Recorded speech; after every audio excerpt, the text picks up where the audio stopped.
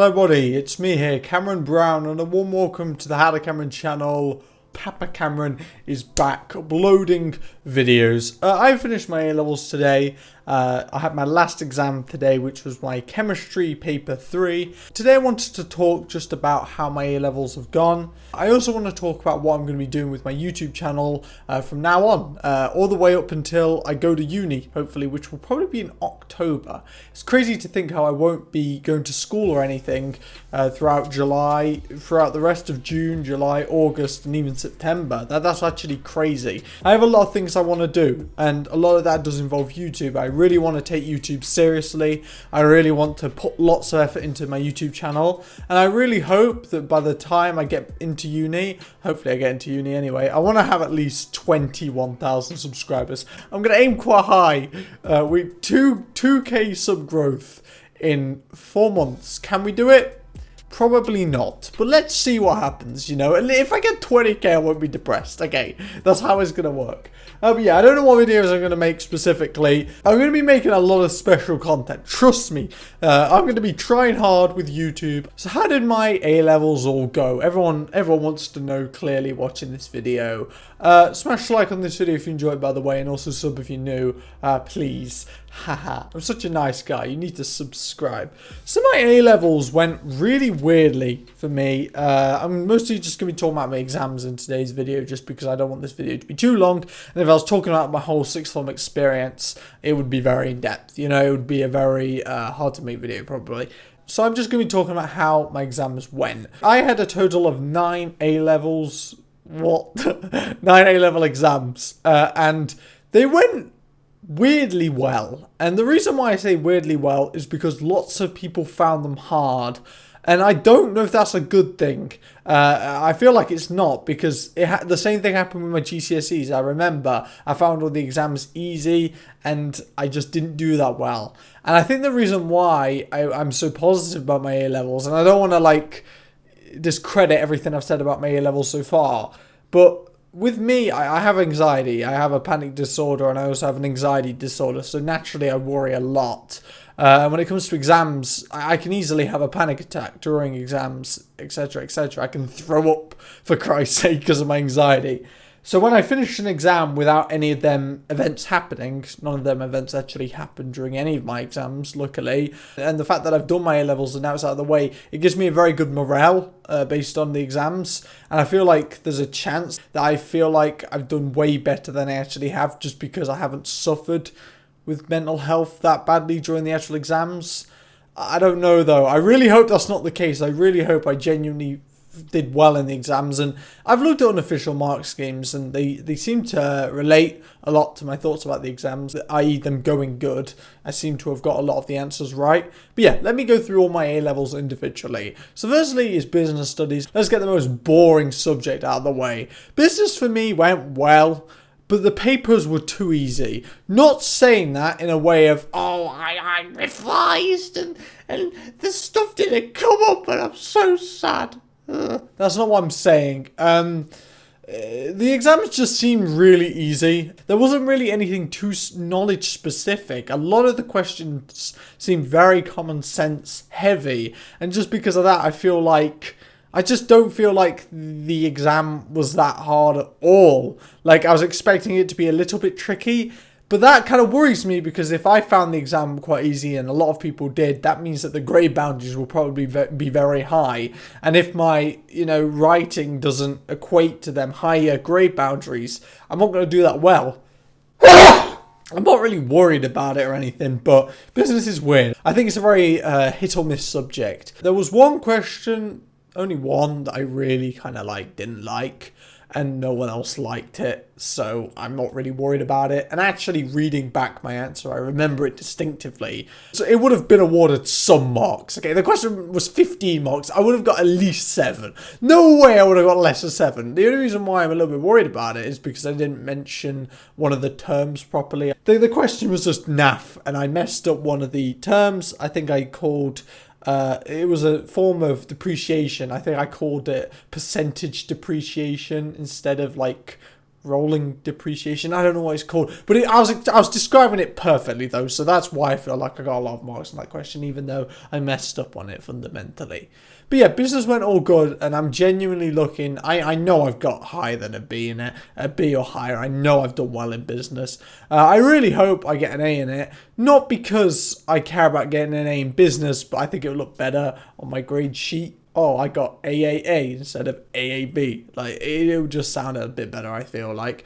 But business is weird because I did actually revise for it. That's the thing that's going to suck if I do bad in it. I actually did put effort in. Admittedly, I didn't put much effort in, but I did put some hours into it. Physics was weird for me because the papers were just like weird as well. Like, right, okay, physics. Paper 1 was the hardest paper I've done in physics. Honestly, that paper 1, it was the hardest paper I did with all my A-levels. It was slightly harder than last year's. That's what I thought. So because I thought the grade boundaries would be lower based on that. But apparently, some people found paper 1 for physics quite alright, actually. Chances are not many people did, but I know for a fact that some of my friends found physics quite easy. But physics paper 1, it was alright. I feel like I got a high B in it. Paper 2 was a flipping dream. I don't know if I've talked about it in a video, but paper 2 was fantastic. The A2 content that was assessed was extremely... I was very strong. I was surprised. I looked at the unofficial mark scheme for the second paper, and that genuinely is the best physics paper I've done, period. That is the best physics paper I've done, period. And people found it hard. So that means that the grade boundaries aren't going to be ridiculously high. So I genuinely think that second paper yanked my first paper up. And this is the thing, right? I focus so much on the second year of physics because the content in the first year of physics, AS, is just too simple. So what they do in the exams is they ask the most ridiculous questions. They word them in the worst possible manner just to compensate for the content being much easier in AS rather than A2. But then in A2, the content's really hard. So the questions, some of the questions they ask you, they have to dumb down a little bit. Paper 3 is the practical skills and astrophysics paper, and genuinely the astrophysics section was not good, but the flipping practical section was sick. So it balanced out again. Honestly, with physics, I did well in it. I genuinely think, again, an A or a B.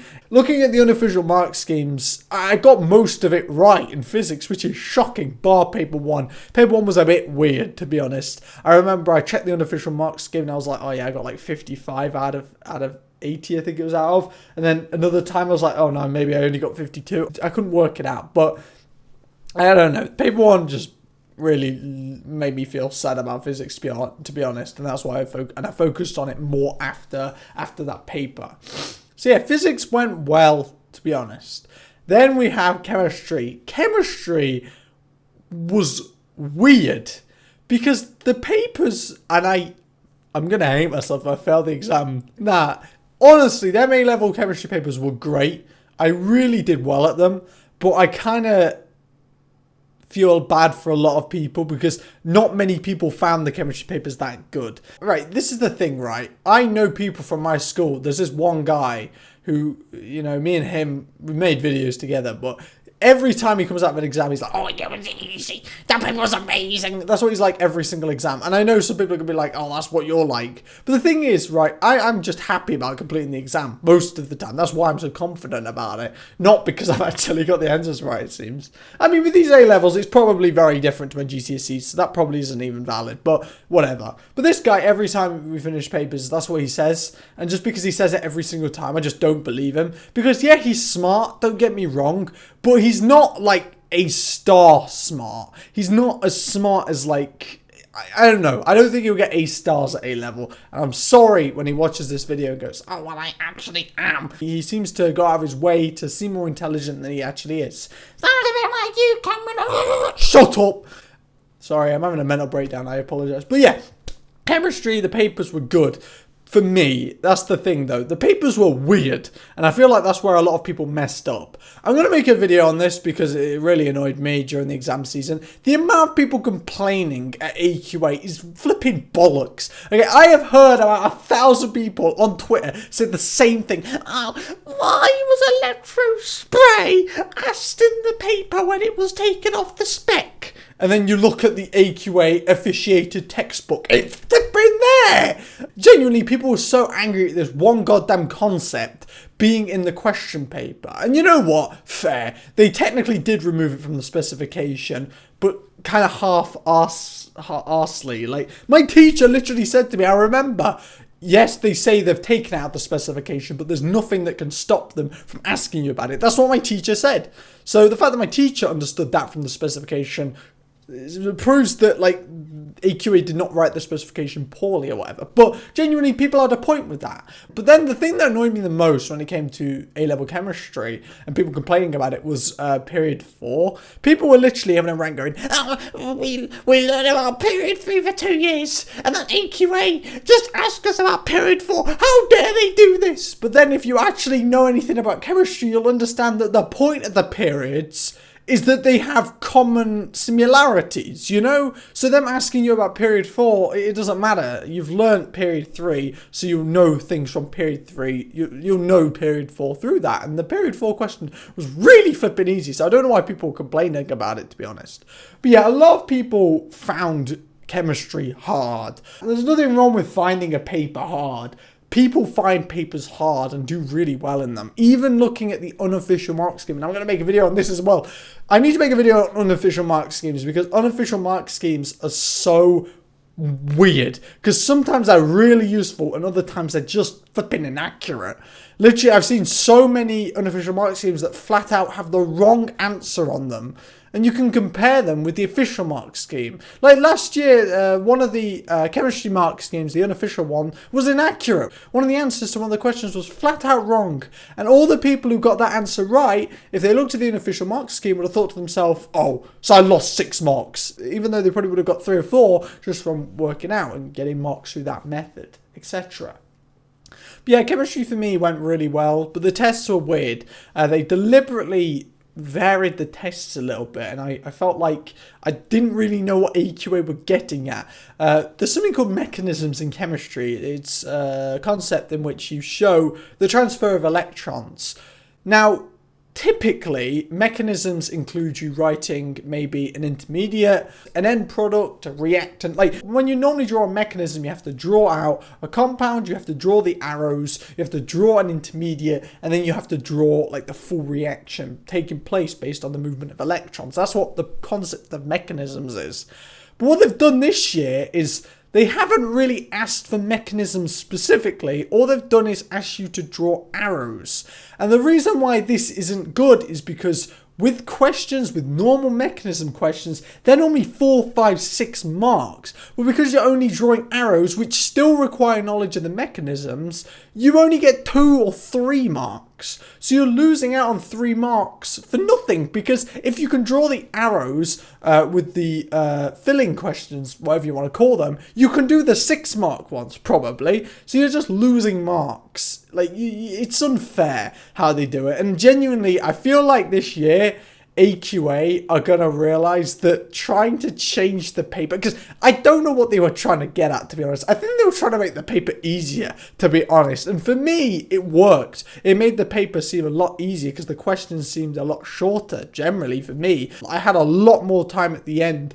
But I don't know, okay? Honestly, I do feel bad, though, for people who think that they've done bad. And I'm going to make a video on this one as well. I'm going to make a video talking about people who feel like they've failed their A-levels after they've actually done them and they can't do anything about them. Because I think it's very important to talk about stuff like that. Because so many people are in that position. And wrongfully, a lot of people who think that they've failed actually haven't. And I feel like they need to understand that better. But with chemistry, yeah. I looked at all the unofficial mark schemes, bar the last one. I'm not going to look at paper 3s because paper 3, there wasn't really many math questions. I don't want to look, okay? To be fair, I just don't want to look at paper 3. Hey, it went well, but like I messed up on one of the questions. It was a 6 marker. It was like a testing for rates question, and the product was sulfur, and I assumed sulfur was going to be a gas. I talked about a gas syringe method, but apparently it was actually described as a solid in the question. I just skimmed over that. I didn't read it properly because I was stressed out. So yeah, that kind of sucked because I put gas syringe. I probably lost like 4 or 5 marks on that 6-mark question. I would have got some because it was a question that asked for other things as well. So I would have got a few marks through them probably. But that really knocked me down because there were people outside. I remember they were going, "Oh, you've done that wrong." And I know in their head they're going, "Oh yes, Cameron messed up." So yeah, whatever. But thank you guys for watching this video. I really do appreciate it. All my videos from now on are not going to be just A-level videos or me talking about education because I feel like they're good. They're good videos to make, but they're not relevant to all my fan base, and I understand that, so that's why I'm not going to focus on that. But I really hope you guys just watch my channel and give me a chance to actually try doing YouTube properly. In general, finishing my A-levels is a really weird feeling because sixth form, like, doing A-levels has been a roller coaster for me. It really has been. And I'll get into it in more detail when I have more time and I'm not exhausted. But I had my highest points during my A-levels. I'm going to be specific. Why not? Like, meeting Isha for the first time, having a girlfriend. These were high moments. And then really low moments. You know, having major anxiety, having a horrible panic disorder, having depression, you know, having suicidal thoughts. I've had these, you know, it's been a roller coaster, and unfortunately I just don't feel that great at the end of it. Like right now, I just don't feel like I'm over a lot of things. So if I seem like I'm having a mental breakdown on social media, guys, I apologize. But I am gonna go out of my way this break definitely to sort out my goddamn mental health because it's something that I've neglected during these A-levels, and it shows. You know, it really shows, I think, through my videos and through my social media posts and whatever. But yeah, thanks for watching this video. Smash like if you enjoyed it. Subscribe to the channel if you're new today, and I'll be seeing you guys later. Goodbye.